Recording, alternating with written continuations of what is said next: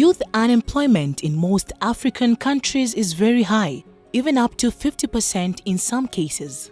Those who cannot find a job try their own businesses. However, there are many youth and very often they try existing business ideas. But the market for existing products and services is often saturated. Therefore, one promising solution to tackle youth unemployment are the many opportunities in the emerging green sectors, which are innovative and not saturated, in which Africa has a competitive advantage in the global economy. In this video, we are visiting green entrepreneurs. We start in eastern Nairobi, where we find Ecopost, and green enterprise started by Lorna Ruto. Ecopost is involved in recycling plastic waste to manufacture very aesthetic, durable plastic lumber that has various applications. Our products can be used for fencing, for signposts, for building and construction, among various other products. It's like we're manufacturing trees. Basically, anything that would have otherwise been made out of timber, we can make out of our plastic lumber. There was a great opportunity as I started researching, and I saw that there's a lot of plastic waste. For example, Nairobi generates over 2,800 metric tons of waste every day. Kenya generates over 10,000 metric tons of waste, and then 20% of this is plastic.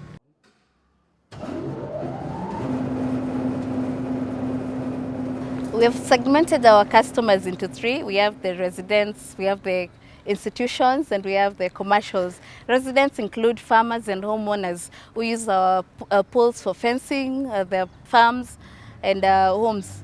So far, the major highways in Kenya are using our plastic lumber because as compared to metal, thieves normally steal metal and sell it back to scrap dealers. Our poles don't have any salvage value, so they're getting a lot of demand from the road sign companies. Africa has the most untapped renewable energy resources in the world. Looking at the availability of sunshine, water, wind, and biomass, there is a competitive advantage of leapfrogging from a non-existent power infrastructure to decentralized renewable energy systems.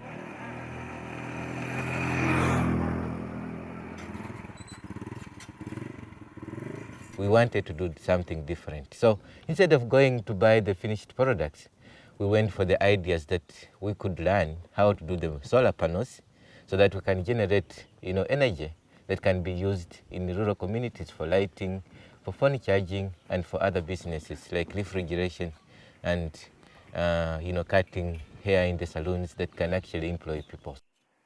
We will put them together in the line. We began small, from a very small community, but the issue of bringing people to train them on hands-on, in terms of someone spends a day to make a panel, and they see they see a match between their own skills and the results that are being created. So we generate a lot of interest and the synergy among the people that we work with. Make products of different sizes and different shapes according to the nature of use. These paper bags, in simple terms, they decompose compared to plastic bags. Plastic bags take in between 15 to 7 years to break down, but a paper bag can easily decompose and even it becomes manure.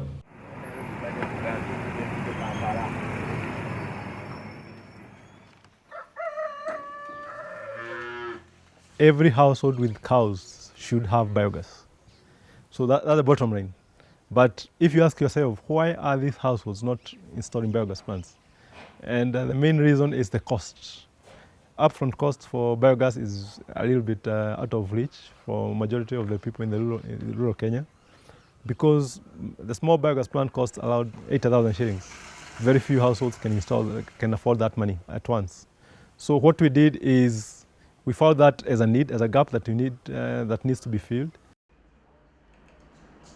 Green jobs are important to our economy and to Africa at large because they provide solutions, local solutions using local resources, local materials, and that's key. And we have those materials, those waste materials, imprinted in Africa, and they can create jobs for our youths.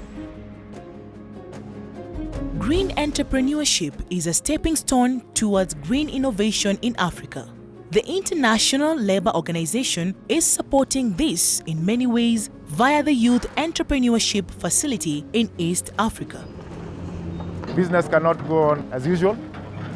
Things have to change. The resources we have in the world are finite. So we could use them and finish them. So we must look at development with an angle of sustainability. And for youth unemployment, particularly in East Africa, it's a huge problem. We all know it. These are new opportunities coming in.